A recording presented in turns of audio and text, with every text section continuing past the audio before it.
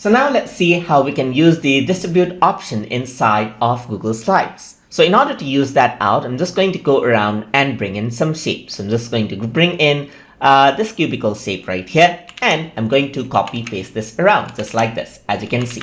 So I have copied and pasted it in random order. Now what I want to do is distribute them a bit evenly. Right here you can see that there's a bit of a gap here, whereas over here there's less gap. So I'm just going to select out all of it, and then what I have to do is I have to go into the arrange menu, and over here you can see that there's distribute as an option.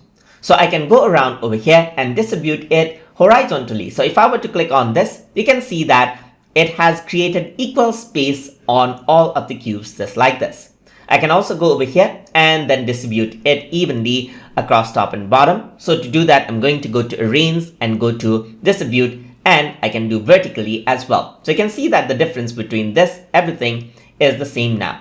Let me just go around and show you how this actually works more clearly. So I'm just going to go around and then go around into, let's say for example, align, and I'm going to middle align everything. We can see that the difference is not very even. So I can select this out, select all of this, and then I can go on to arrange and go to distribute. And if I were to do a vertical distribution, there's nothing much of a change. That is because there's no vertical distribution at all. But if I were to go on to distribute and go to horizontal, now you can see that equal amount of space has been created for that visual consistency. You can do the same vertically as well. So I'm just going to go around, select everything, and then I can go around into arrange, and then I'm going to align everything onto center.